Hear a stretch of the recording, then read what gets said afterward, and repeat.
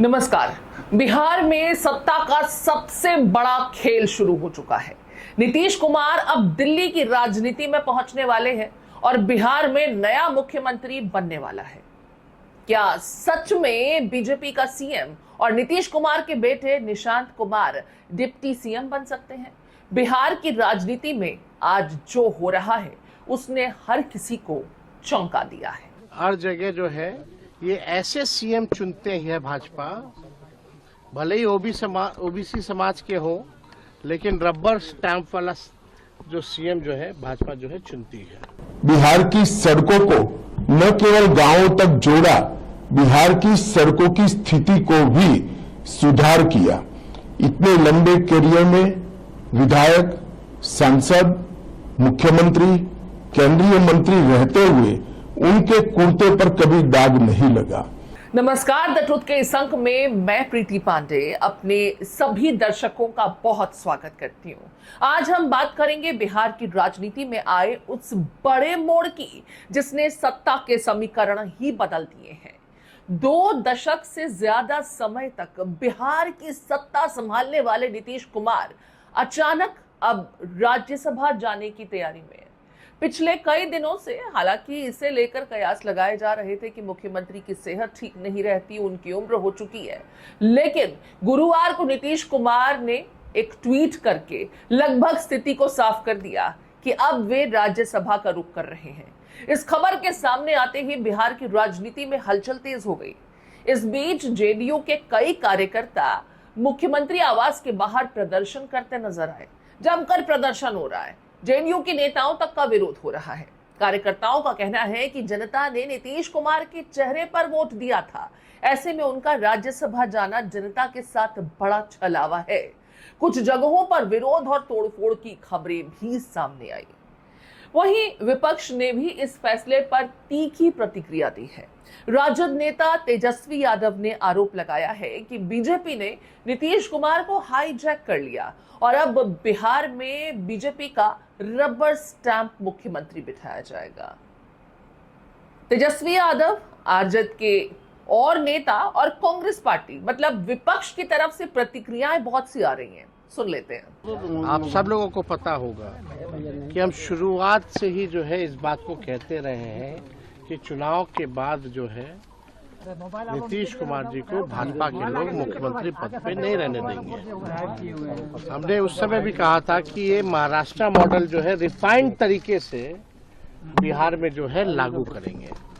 आज वो बात जो है सच हो गई है और जो जन आकांक्षाएं हैं इस सत्ता परिवर्तन के खिलाफ हैं सभी लोग। हर जगह जो है ये ऐसे सीएम चुनते हैं भाजपा, भले ही ओबीसी समाज के हो, लेकिन रबर स्टैंप वाला जो सीएम जो है भाजपा जो है चुनती है। ये नीतीश जी की लैंग्वेज नहीं है। विरोध और समर्थन दोनों में उनके साथ रहे। ये दिल्ली में लिखा गया ट्वीट है। मतलब कितना बचकाना लगता है ये सुनना भी।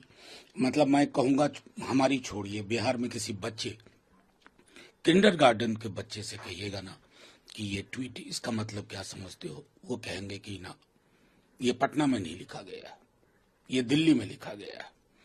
मतलब ये कोई बात हुई? लॉन्गेस्ट सर्विंग चीफ मिनिस्टर, और मैं राज्यसभा में जाना चाहता हूं। और अभी जो मैं विजुअल्स देख रहा हूं, लोग पचा नहीं पा रहे, खास करके इनका जो कोर आधार समूह है, उनको लग रहा है कि ये पूरा का पूरा किसी ने कॉम्प्राडोर की भूमिका निभा दी है, किसी ने या कुछ लोगों ने मिल करके। तो जाहिर तौर पर अगर भाजपा को लग रहा है कि आज इतिश्री हो गई, उन्होंने शिंदे साहब वाले वर्जन में काफी इंप्रूवमेंट करके बिहार में एक नया संस्करण लाए हैं, जिसको मैंने आपके माध्यम से पहले कहा था, मादुरो वर्जन, देसी वर्जन ऑफ मादुरो। लेकिन इसकी गूंज, इसकी इम्प्लीकेशन कई वर्षों तक रहेंगे। बिहार की राजनीति में बड़ा उलटफेर, उथल पुथल अचानक से कल दोपहर बाद से देखने के लिए मिल रहा है। अब आदरणीय मुख्यमंत्री श्री नीतीश कुमार जी को इतना जल्दी चुनाव के बाद बीजेपी सल्टा देगी, इसका अनुमान किसी को नहीं था। और लेकिन लगातार हमारे नेता श्री तेजस्वी यादव जी, हम लोग कह रहे थे कि बीजेपी जेडीयू को बर्बाद कर देगी, आदरणीय नीतीश कुमार जी को मुख्यमंत्री की कुर्सी से बेदखल करेगी। वही दिख रहा है। अब तो जेडीयू के अंदर जो लोग हैं, अब उसमें बहुत सारे हैं जो बीजेपी से भी मिले हैं, बहुत सारे हैं जो चाहते हैं कि नहीं नीतीश जी रहे। इसमें देखिए कोई आश्चर्य की बात नहीं है।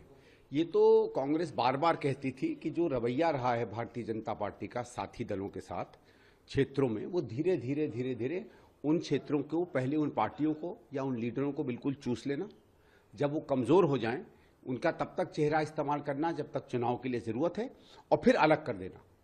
ये भी यही हुआ है।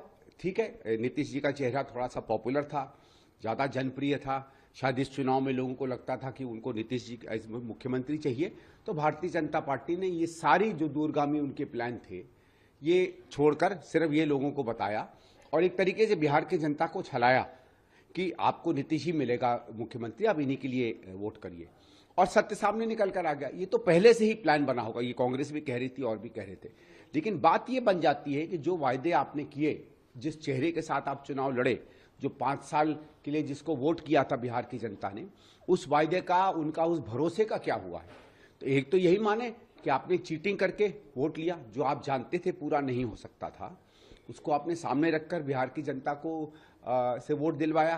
क्योंकि मुझे पूरा विश्वास है, जो कम से कम फील्ड से खबरें आ रही थी, कि अंततः लोग नीतीश जी के चेहरे पर उस तरफ चले गए।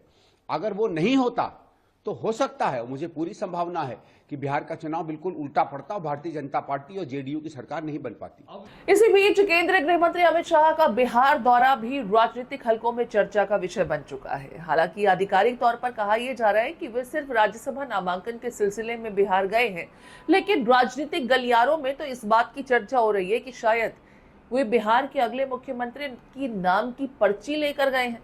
अब सबसे बड़ा सवाल यही है कि अगर नीतीश कुमार राज्यसभा जा रहे हैं तो बिहार का अगला मुख्यमंत्री कौन होगा। सीएम की रेस में हालांकि कई बड़े नाम सामने आ रहे हैं, चर्चाओं में बने हुए हैं। दावा यह किया जा रहा है इस बीच कि नीतीश के बाद भारतीय जनता पार्टी से ही अगला मुख्यमंत्री बनाया जाएगा। वैसे भी सबसे बड़ी पार्टी के रूप में इस बार बीजेपी ही सामने थी, जबकि जेडीयू के कोटे से 2 डिप्टी सीएम बनाए जा सकते हैं। इनमें से एक नाम खुद नीतीश कुमार के बेटे निशांत कुमार का है, जो चर्चाओं में बना हुआ है। दूसरा नाम कौन सा होगा, लेकर इसको भी कुछ कयास लगाए जा रहे हैं, मसलन विजय चौधरी। सूत्रों के मुताबिक नीतीश कुमार के जाने के बाद बिहार के अगले मुख्यमंत्री के लिए जातीय समीकरण का भी खास ख्याल रखा जाएगा। इस दौर में सबसे आगे डिप्टी सीएम सम्राट चौधरी का नाम है, जो कोयरी यानी कुशवाहा जाति से आते हैं। उनके अलावा विजय सिन्हा, जो भूमिहार पृष्ठभूमि से हैं, वहीं मंगल पांडे, जो ब्राह्मण समुदाय से आते हैं और बंगाल के प्रभारी भी हैं, उनका नाम सबसे आगे चल रहा है। हालांकि अगर मंगल पांडे को जिम्मेदारी दी जाती है तो इससे बंगाल में भी बीजेपी को बड़ा लाभ मिल सकता है। बिहार में जिन लोगों के नाम मुख्यमंत्री पद के लिए इसके अलावा भी चर्चाओं में हैं, उनमें ओबीसी का चेहरा नित्यानंद राय का नाम, जो यादव जाति से आते हैं, उनका भी लिया जा रहा है। इसके अलावा विधायक संजीव चौरसिया ओबीसी पृष्ठभूमि से और बिहार सरकार में मंत्री प्रमोद चंद्रवंशी के नामों की भी चर्चा हो रही है। सबसे दिलचस्प चर्चा नीतीश कुमार के बेटे निशांत कुमार को लेकर है। सूत्रों के मुताबिक अगर बीजेपी का मुख्यमंत्री बनता है तो जेडीयू के कोटे से अब 2 डिप्टी सीएम बनाए जा सकते हैं, निशांत कुमार, और इसी के साथ उनका राजनीतिक में औपचारिक एंट्री भी हो जाएगी। बिहार की राजनीति इस समय एक नए मोड़ पर खड़ी है। ऐसे में जेडीयू को ऑक्सीजन दे सकते हैं निशांत कुमार, और इससे अच्छा मौका और क्या होगा उन्हें लॉन्च करने का। बहरहाल, आप इस विषय को क्या समझते हैं, सोचते हैं? नीतीश कुमार अगर राज्यसभा जाते हैं तो बिहार का अगला मुख्यमंत्री किसे बनाया जाना चाहिए? आपके कमेंट का हमें इंतजार रहेगा।